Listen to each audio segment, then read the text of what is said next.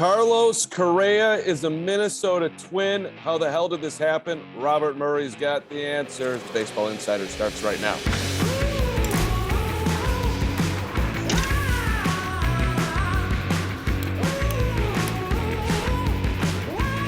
Bert, I think you told me that Correa was going to be on every team in baseball other than the Minnesota Twins. But Scott Boras, God bless him, got him to Minnesota and got him the ability to get out of Minnesota in a year if Carlos Correa just wants to make $35 million for 1 year and be a Minnesota Twin. How you doing, buddy? This has been a crazy offseason, to say the least. Yeah, I can't remember an off season like this ever. I was sleep deprived for sure. I probably got 15 hours in the span of like 4 or 5 days, which that was not great. But so hey, we're on the other side of it now. Were you asleep when the news on Correa broke, I believe, by our friend, the great Jeff Passan? It was Mark Berman out in Houston. Shout out to Mark. I want to give him proper credit because he worked hard for that scoop. But I was asleep. I ended up waking up at 1:30 in the morning to a couple of texts about, hey, Correa to the Twins. And then I'm like, huh? And then I got the alerts from ESPN and Bleacher Report. And I'm like, what in the absolute hell happened? So like that was the majority of my calls that morning, trying to figure out what happened. And the Twins have always been in the shortstop market. They were looking at Trevor Story after trading Josh Donaldson and that contract to the Yankees. But Story wanted a longer deal, which he got with the Red Sox. And Correa wanted a short-term deal because he was not going to get the $325 or $350 million deal that he sought. And the Twins ended up offering him a deal that he wanted. There is a theory going around in baseball circles that, and this is like completely inside baseball here. So Correa reportedly had an offer of $275 million from some team. I don't know which team it was, but he ended up accepting an offer that was $105 million, which means that offer is significantly less, which means that the commission on this deal would go to his old agent. So Correa, after the year one of this deal, is going to most likely opt out and then have a shot at free agency, which means the commission on the $325 to $350 million deal is going to go to Scott Boras. So that's a theory that I've heard from multiple different agents and something I did not realize coming into free agency. Little confused here. Did Boras not negotiate this deal? Not that I care who, by the way, who gets the commission for the record. No, Boras did negotiate the deal. But the commission on that deal, according to these agents, since it was lesser than the previous offer that he had before switching agents, would go to his old agent, which is really confusing to me. And then once Correa hits free agency again and gets that other contract, Boras is going to get all that commission. So maybe that was part of the motive for signing a short-term deal, but obviously Correa had to sign off on it, which he clearly did. So the Astros reportedly offered him 5 years and $160 million and then didn't budge on their offer. And he was mad at the Houston Astros because last time I checked, 5 years, $160 million, that's a livable wage right there. That's 32 a year. All right. You're getting 35 with opt-out. So it's more, but it's not that much more. Mm-hmm. And here's where you won a World Series. Here's where your buddy Jose Altuve, who you called to let him know that, hey, buddy, we're not going to be having breakfast anymore like we used to our entire careers, is leaving. To me, Houston's offer was a fair offer from what he ended up getting. Yeah, and there was a lot of shock around baseball, even with the Astros, that he did not end up back in Houston. But I understand his logic in taking the Twins offer over the Astros offer is because he can hit free agency next year and have a shot at that mega deal that he wants. And if he ended up taking the Astros offer, which was good, he ends up hitting free agency again when he's in his mid-30s, and he's most likely not going to get a very big contract again. So he wants a bite of the apple at that big contract, and he thinks this is the best way of doing it. Bert, he'd be 32. He's not. How many teams are going to be? Freddie Freeman just signed a 6-year deal for 162 million to 32, right? A lot of that's deferred though. And I've heard from a ton of different people in baseball, that's the worst deal of the offseason by a lot. So okay, fine. But then Freddie Freeman could have had a 5-year, $145 million with the Braves. I mean, it's not like at 32 he couldn't get a big deal.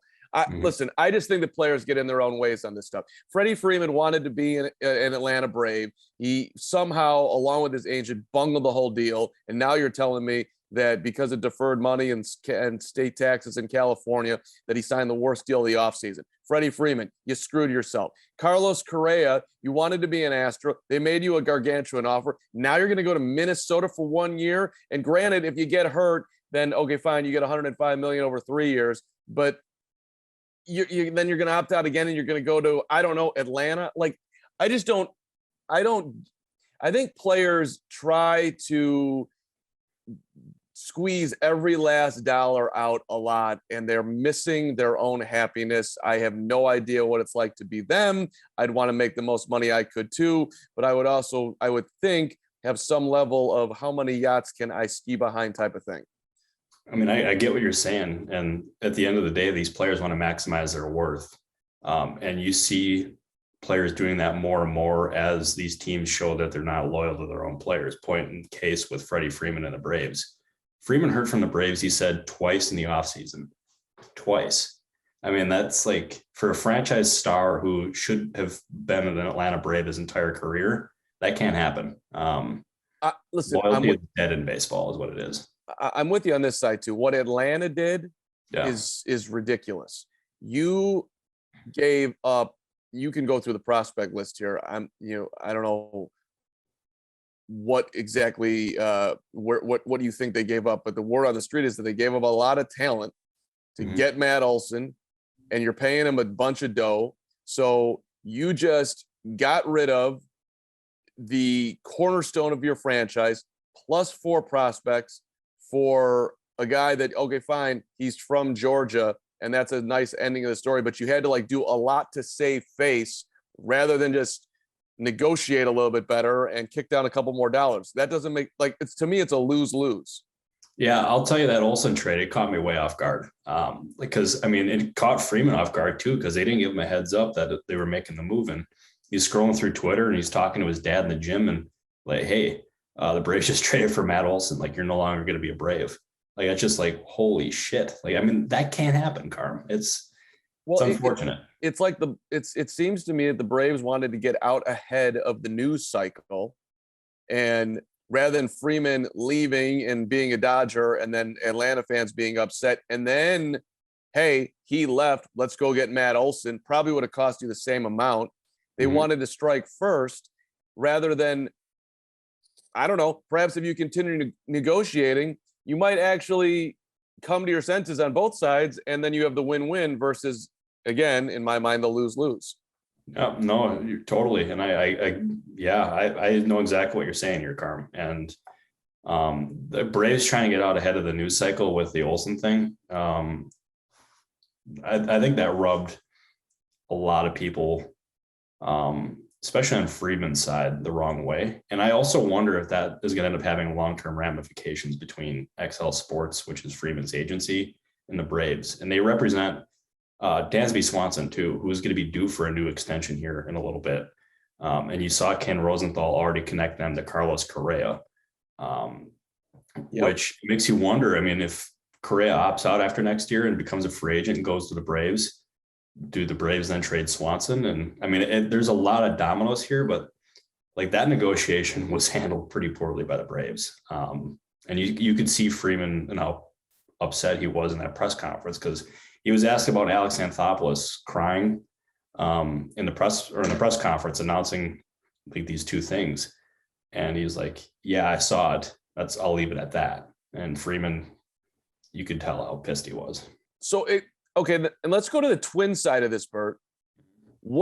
Does Minnesota think they're winning the AL Central and or the World Series? I don't get it from their standpoint. You're paying this guy, granted, great player, Gold Glover, yada yada.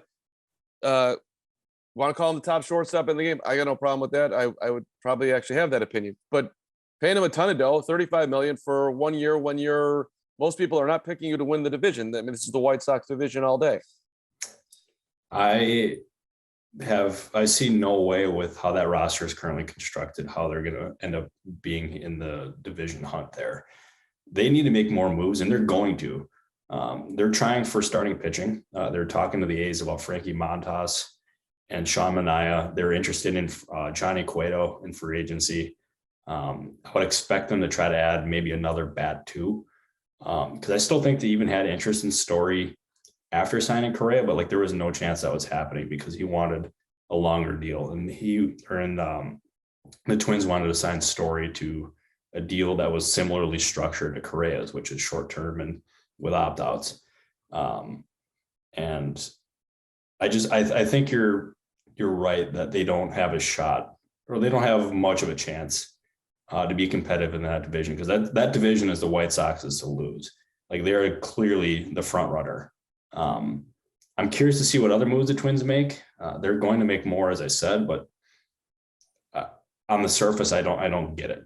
It's just a very confusing deal. I mean, you're trying to sell tickets. Do you think that Carlos Correa is going to come to the Twin Cities and experience playing in 32-degree weather in April? Now that the lockout's ended, congratulations, baseball, and feel like this is where I want to spend my career.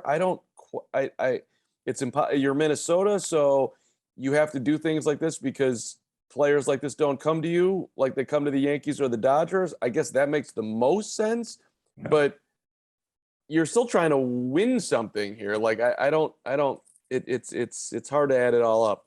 No, it really is. And maybe the Twins have a move up their sleeve that I don't expect, which that's entirely possible, because as soon as they traded Josh Donaldson to the Yankees and got rid of that huge contract, you could hear from every single person in baseball. Hang on.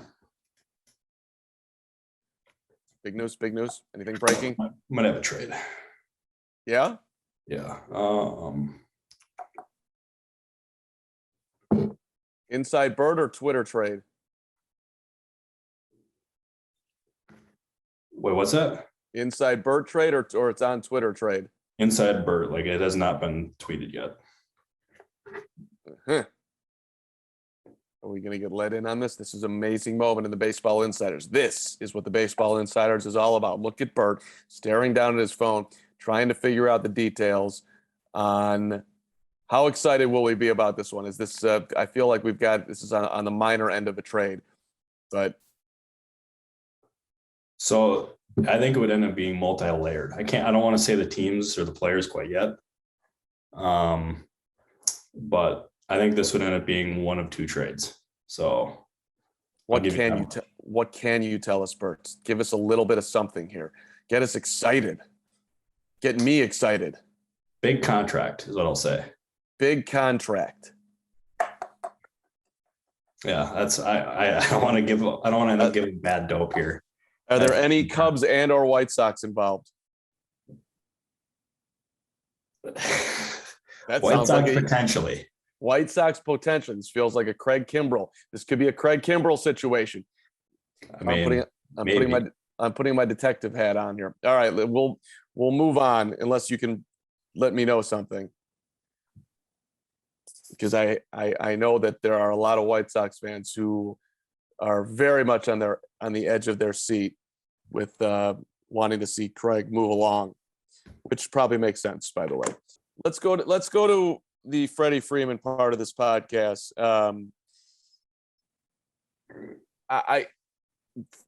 Listen, I think he overplayed his hand in Atlanta. There was interest around the league. He's from California. Dodgers are a great organization, always in the mix for the World Series. They made him a strong offer, even though we got deferred money. What's behind the Freddie Freeman signing that you can shed some light on? So first of all, I want to say in November, I mentioned a sleeper team for Freddie Freeman on this very podcast after talking to baseball people, and it was the Los Angeles Dodgers. I got crushed for it.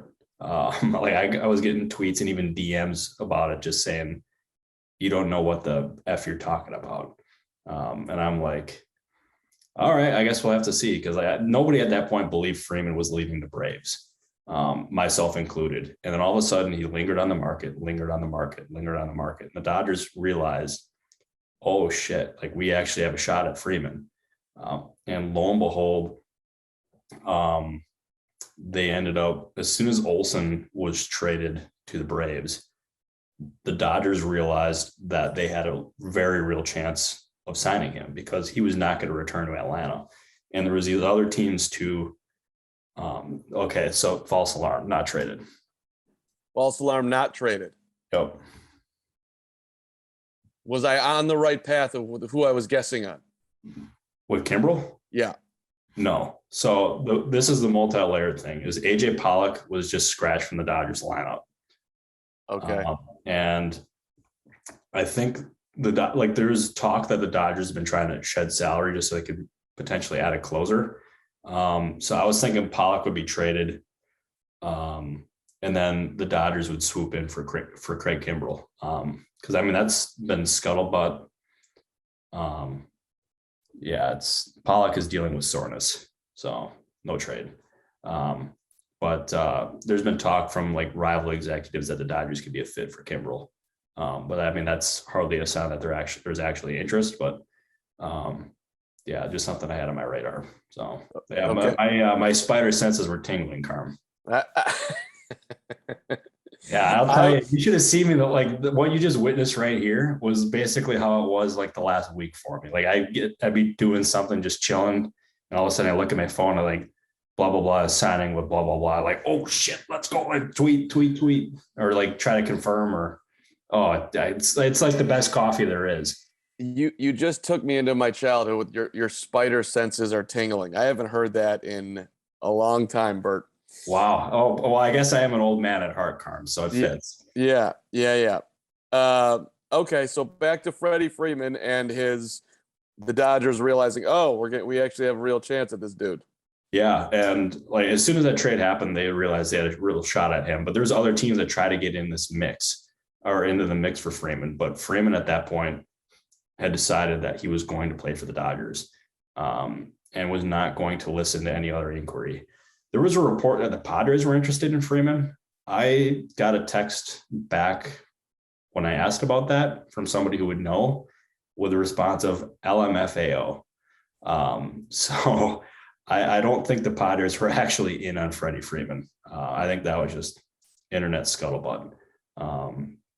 But yeah, as I said, he wanted to play for the Dodgers. They got the deal done. And I've had probably 5 executives call that the worst deal of the offseason. So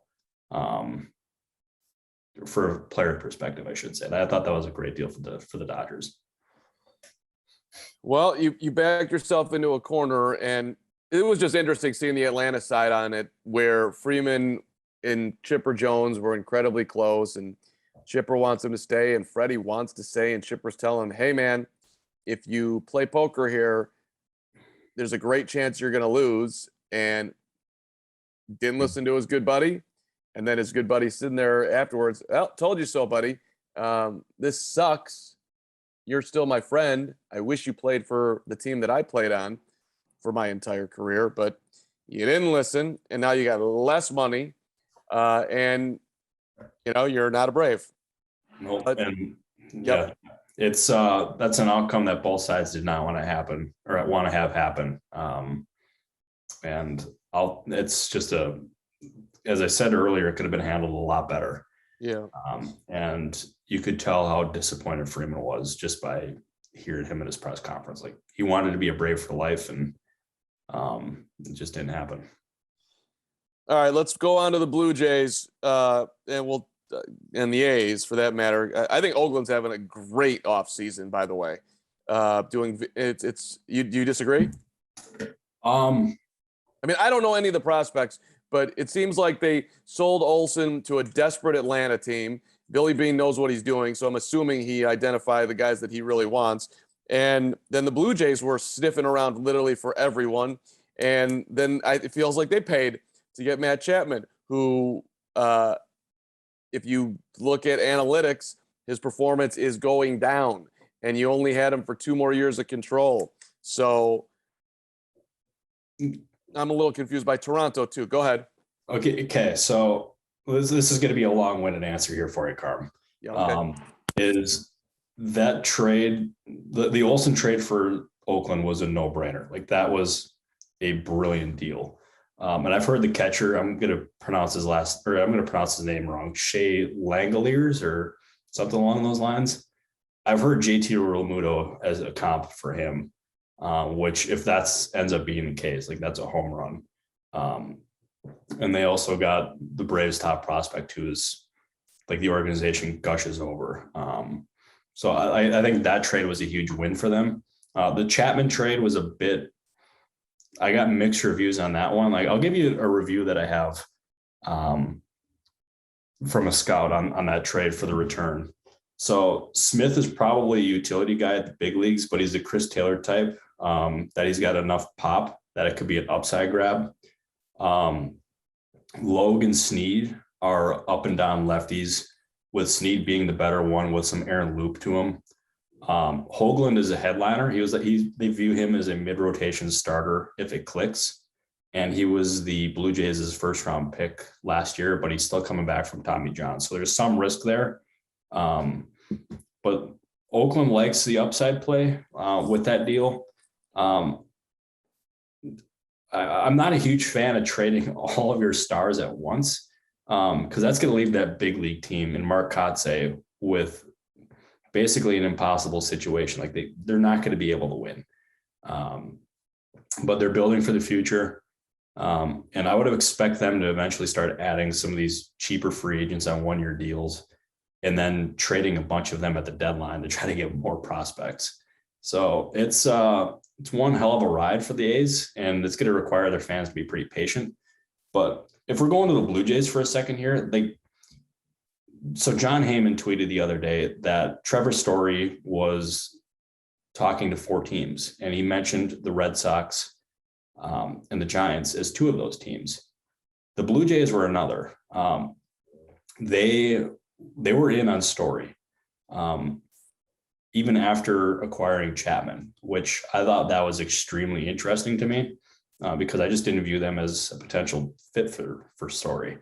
And I would expect the Blue Jays to continue to try to add another prominent player.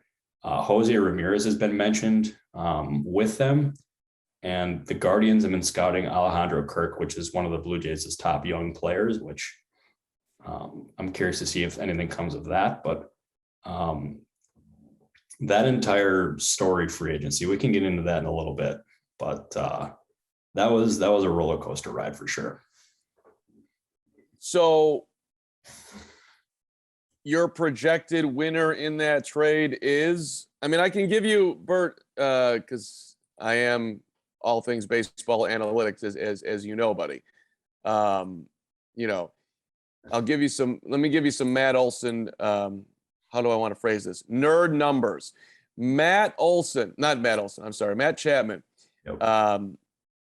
Hip surgery. We should all mention that 2020. Okay. Ball tracking metrics last year. Exit velocity down 4 miles per hour. Means he's not hitting the ball as hard. Still above the league average mark, but trending in the wrong direction. His percentage of batted balls that were at 95 miles an hour or higher, meaning he hit the ball really, really hard.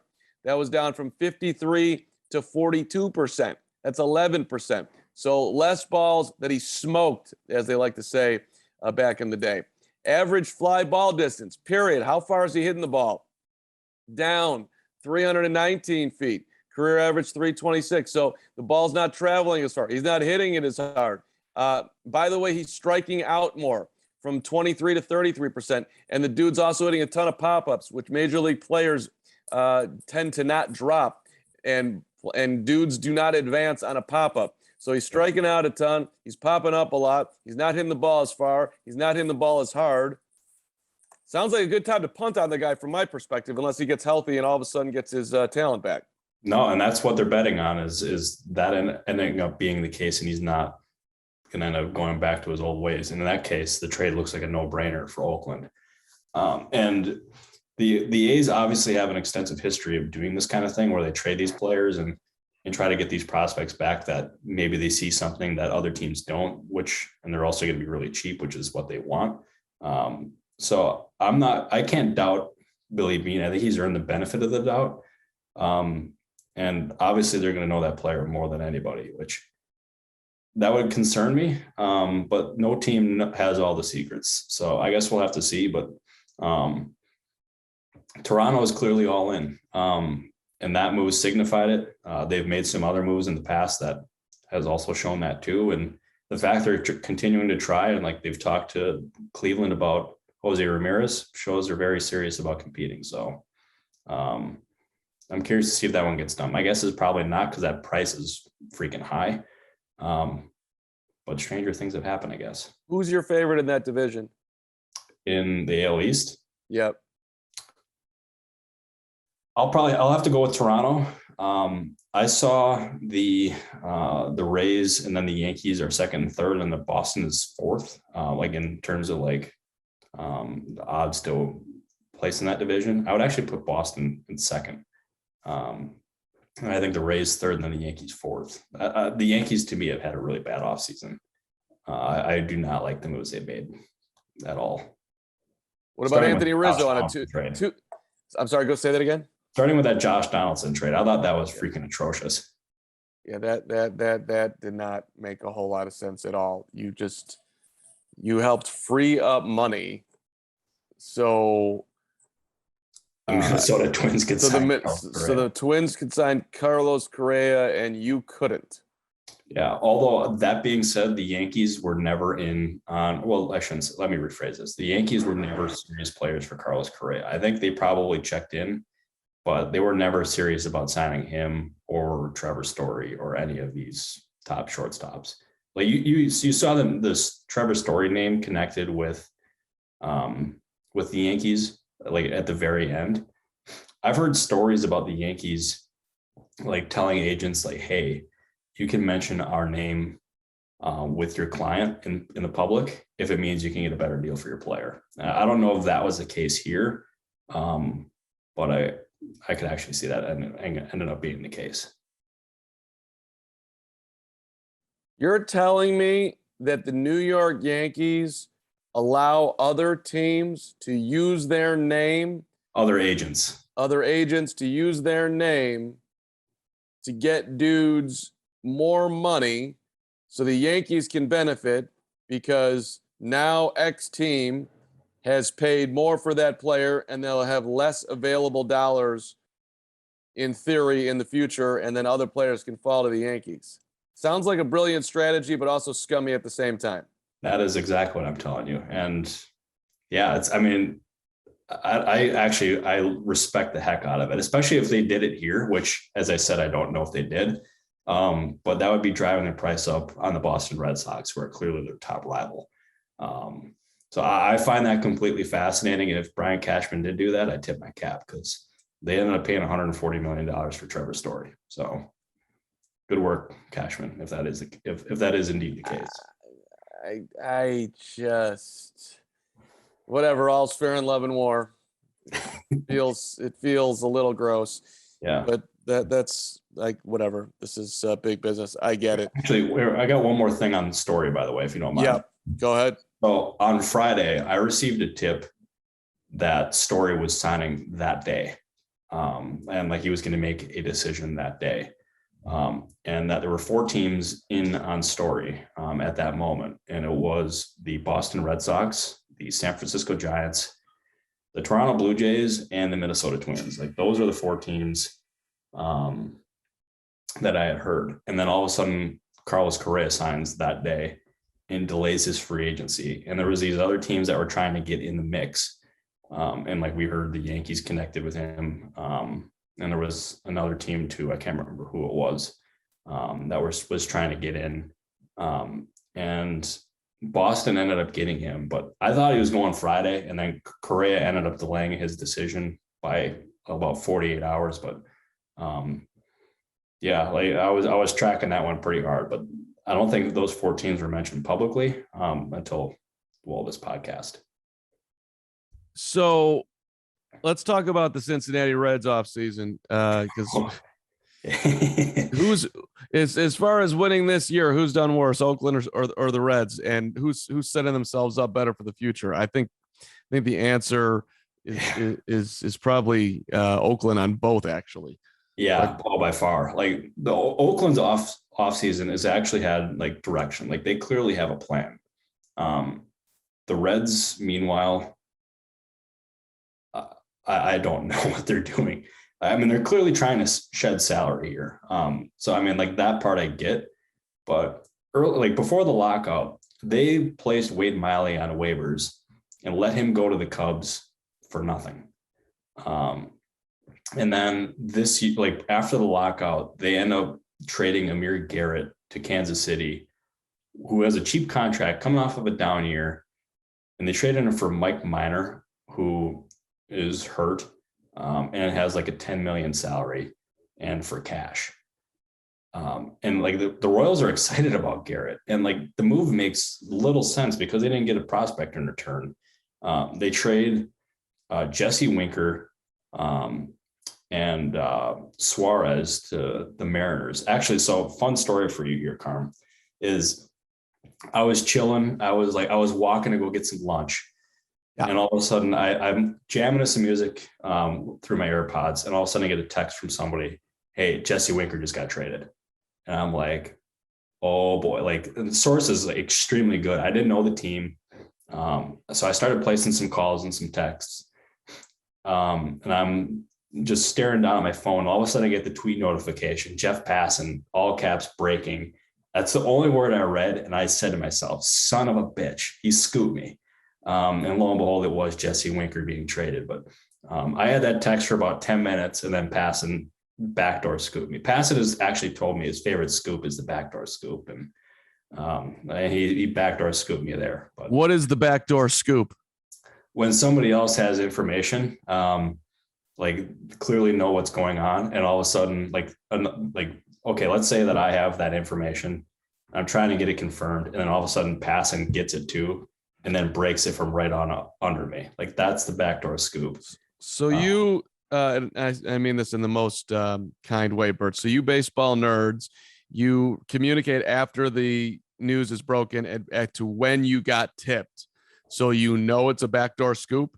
Yeah, like so there's been some cases where I mean Passan and I are buddies. Like, I mean, it's like a friendly competition. Like I don't want to make it seem like he's a bad guy or anything.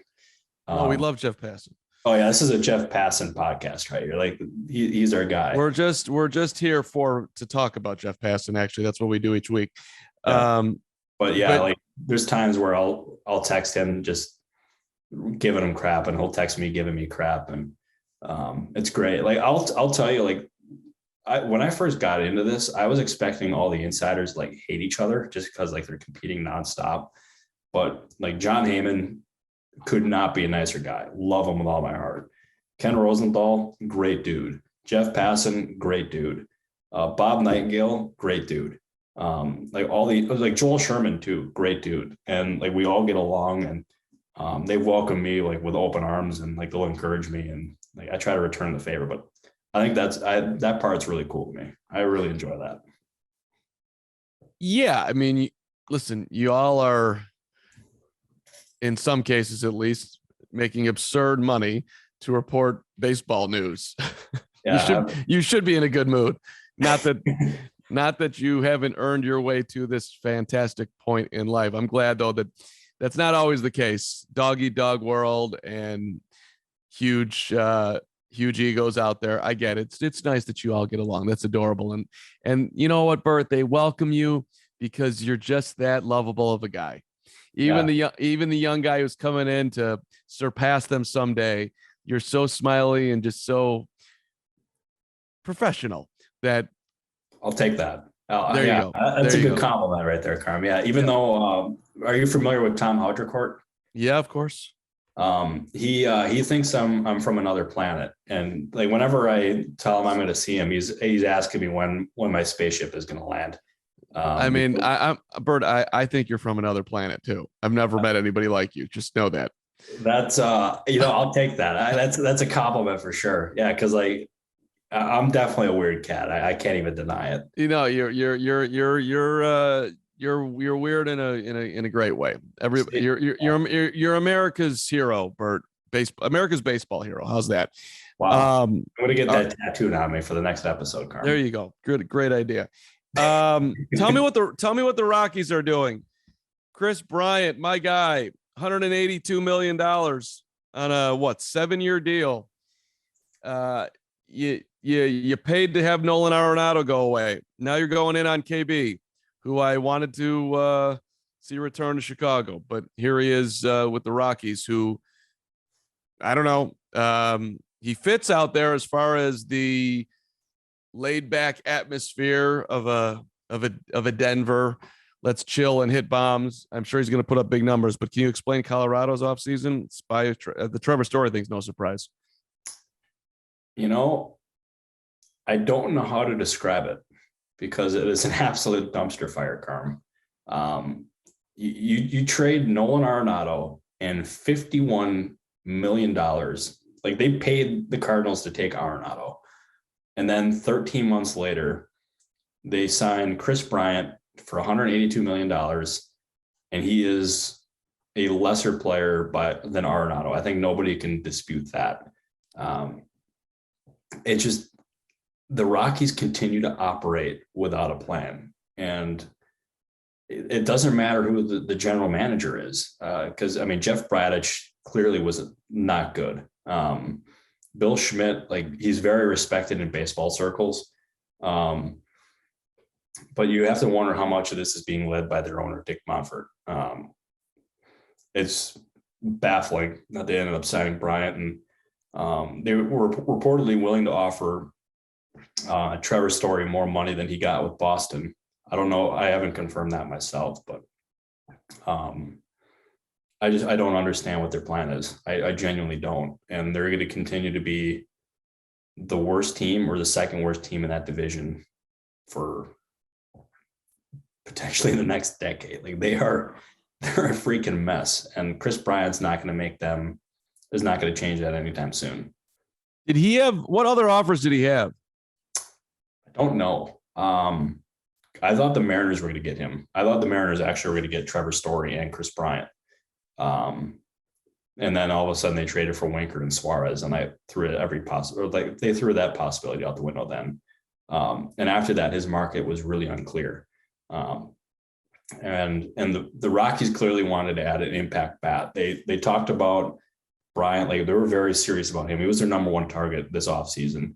There was reports that they were also interested in Jock Peterson, but I heard I had one person tell me they didn't even talk to Peterson at all.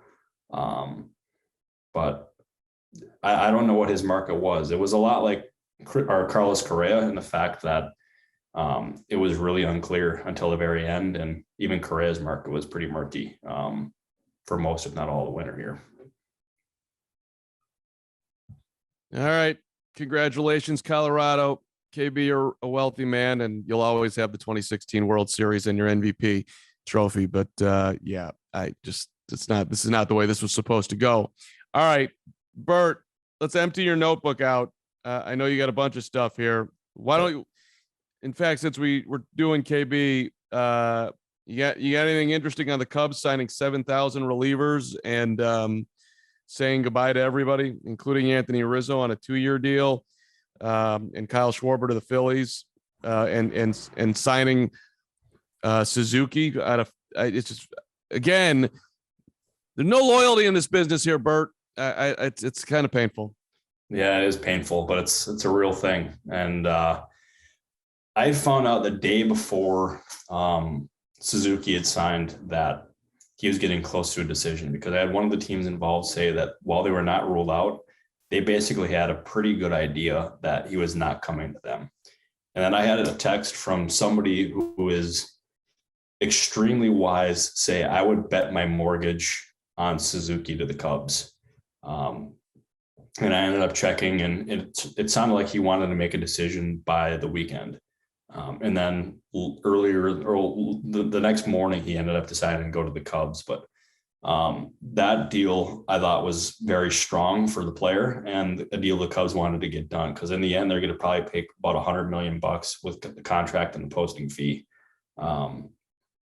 And I actually very much like their moves because they added a lot of depth in the bullpen, which I thought they needed. Stephen Brault was a good signing too. There was another team, the Milwaukee Brewers, were in on him too, and they got him over Milwaukee, obviously. Jonathan VR can play a bunch of different positions defensively, and he's got a good bat too. So I thought that was a good signing for $6 million. I mean, they weren't the flashiest of moves by any means, but I thought they made a lot of sense. And I can tell you right now, the Cubs were never really that serious about Correa. That was just a lot of internet smoke. Yeah, well, unlike everybody else that you're mentioning here, from the Reds, the Rockies to, well, not the A's, because they clearly have a plan. The Cubs do have a plan. Yep. It seems to me, if they're going to fully execute their plan, that they're going to trade Wilson Contreras. Have you heard any of that noise? I have not heard that noise. I mean, obviously you're the speculation and everything, but I don't think he's going to end up being traded before opening day. What about one of their outfielders, Jason Hayward and or Ian Happ and or both? I've not heard. Quiet. Okay. All quiet there. Okay. But I will say, if Contreras is traded, I still think the Giants make a whole lot of sense there. Just because they need to replace Buster Posey, and it's unclear if Joey Bart is the answer. They have Scott Harris as their GM, who clearly has a history with the Cubs. So I haven't heard of the talk of Contreras being traded, being imminent. I would call it highly unlikely. But if he is eventually traded, the Giants are they're going to be the number one team on my radar for him for sure. One more Chicago question. Do you think that Craig Kimbrell gets traded before opening day? I will say I'm not much of a percentage guy, but I'll say 30% chance he's traded and 70% chance he stays. I got to imagine there's going to be a few teams interested in him. I've heard a few of them. I won't say them on here because I don't have them confirmed, but it does not surprise me that there's interest in Kimbrell, but there was one team that I had heard. Actually, I'll give you this one. I had heard one morning that the White Sox were close to trading Kimbrell to the Mariners. And naturally, I was at the gym at this time. It seems like I get a lot of my tips when I'm at the gym, so I don't know what's going on with that. But I texted somebody who would know. And as I was doing my pull-ups, I got a notification in my ear. Not accurate. Perfect. I got to go on with my workout, and Kimbrell, I don't think the Mariners are in there. So I can give you that much at least. And I don't know how much the construction of floor down is bleeding through on the podcast, but if it is, just know that there's nothing I can do out there. Baseball Insider fans, there it is again. You got sub on Tommy Pham and the Braves and Kenley Jansen on their 1-year deal. I know. Yeah, that's so I'll give you this on Tommy Pham. Is my guess is he returns to the Padres because his market at this point, I can't see there being too strong of a market just because all these teams have their solutions. I wonder if the Red Sox could be another fit just because they need another outfielder. So the Red Sox and the Padres are going to end up being the two teams I watch there for Pham. Jensen going to Atlanta shocked me. And the point that I wanted to make here is obviously you have the newsbreakers like Ken Rosenthal, Jeff Passan, Heyman, Nightingale, Sherman, myself. But there's one that we can't compete with, and it's the Atlanta Braves Twitter account. It is remarkable how they can break their own news. I was talking about this with one of the agents last week, and it was just they had already announced a deal that was made 20 minutes prior to that. He was like, it's out already. And I give the Braves credit because they keep everything in-house. Alex Anthopoulos prides himself on that. And I'll tell you the Jensen one, when it got announced, I was making dinner. And I had a buddy text me in all caps, Jensen to the Braves. And I'm like, holy shit. You just don't expect that to happen. But That Jensen, their bullpen now is freaking stacked. And I give him credit. On one year deal, there's no risk there, even though it's $16 million. I like that deal for Atlanta. So you're telling me that they never got close with Kimbrel either, huh? No, they did not. Okay. Kenley Jansen, congratulations. You're an Atlanta Brave. Bert, I think you had one other. Matt Strahm. Matt Strahm. There we go. Yeah, so Strahm was not somebody many of these teams had on their radar entering the offseason. He's always been a really talented pitcher, but in San Diego, he battled a lot of injuries and did not look like the player he was when he was traded to San Diego as a top prospect. But he became a free agent this year after being non-tendered, and it was fully healthy. And immediately after the lockout, he held a showcase for teams. And I had two executives tell me that he looked electric. They both used the same word, like exactly like he was before all his injuries and before he was traded to San Diego. And his market was strong. You had a couple of the teams that were in, Boston, who ended up signing him, Kansas City was in, the Brewers were in, and Strahm was scheduled to be paid $2 million before he was non-tendered, but he ended up getting $3 million. That is a kind of deal where if he ends up performing like he does, or like where he lives up to his potential and his free agency again next year, he could be looking at like a 3-year for $21 million deal like that. There's a lot of upside there. And I think that move was pretty underappreciated publicly. So that's one to keep an eye out for. Bert, I think we did it, buddy. Let's go. We survived the lockout, Carm. Let's go, baby. Carlos Correa, Freddie Freeman, Matt Chapman, Matt Olson, Matt Strahm, Chris Bryant. It's been a journey, buddy. Sure has. I missed you last week. I needed more baseball insiders, but I know you were, I don't know where you were, hanging from the ceiling over there, just nonstop on your phone with your five. You have five place or what? Yeah. You have 5 assistants, right? Yeah. I got my interns running around here right now. One of them is currently making me a PB&J before I had a workout. So there you go. I that's a great pre-workout extravaganza. Always economical and tasty and delicious. Thank you very much. Bert, what's your next spring training stop? You going to any camps this week?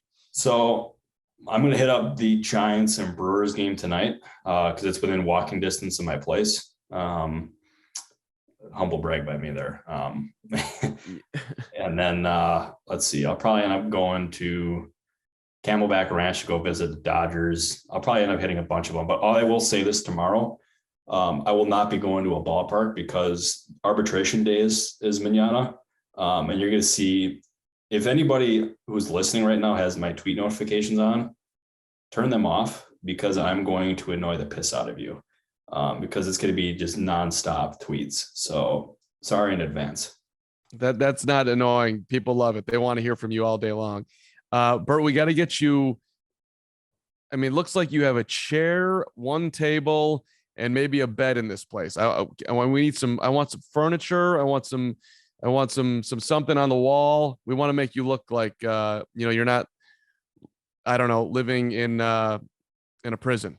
I will. Well, you guys got me all self-conscious when we had Kyle Freeland on here because I was in my kitchen or I was in my my dining area, and you guys, like all of you, mentioned, "Wait, are you in prison right now?" And like I moved it to my bedroom here and where I got better lighting and I can look like a respectable human being. You do look. It's good lighting. You're lit up nice. See, thank you for that. I'm just trying to look as good as you, but. Oh yeah. By the way, we finally got a TV stand, so it's yes, we're making moves. There you go, buddy. We got a massive couch, we got a coffee table, we got a TV stand. Let's see. All right, I would expect we're gonna end up getting another update on Carter Kieboom today. By the way, so okay, well, Carter Kieboom update. Yeah, Sean's right, by the way. I'm just a guy being a dude. Like you couldn't find a better description of that. So cheers to that. You're a dude. You're a guy being a dude. You're a dude being a dude. You're a Bert in the wilderness. You're everybody's baseball hero. Thank you for listening to the Baseball Insiders. Hit that subscribe button. If you can leave a rating, something about this podcast that you like, it greatly helps us in the Apple reviews. That's what it takes for us to move up the food chain here. So ratings on Apple reviews are big. Bert, start walking around the parks down there and make people review this podcast. It's key to this podcast success. Hey, but actually, speaking of that, Carm, I had a guy come over here because I'm not a handyman by any means. I had him come over to install and put together my TV stand, and he realized that I work in baseball because he could overhear me talking on the phone with some sources, and then he was like, "Wait, what do you do?" And I told him about our podcast, and as he was putting together my TV stand, he was listening to the podcast, and he said, "Oh my gosh, this is really good," and he subscribed on the spot. So if that's not an indicator of what this podcast is, folks, I don't know what is. So. That's huge. I mean, I think he was trying to get a tip from you and probably has unsubscribed. But if he hasn't, then please leave a review. What's our guy's name? Steve is his name. Steve. Very, very nice fellow. All right, Steve, we're holding out for this one, buddy. Appreciate you. As I look at the Baseball Insiders on Apple, clicking it on right now, and it's not working, so we'll have to do that, I guess, on the next pod. See if there's been any reviews, because I quite frankly have not checked. All right, Bert, I love you. See you next week, buddy. See you next week, Carm. Appreciate you.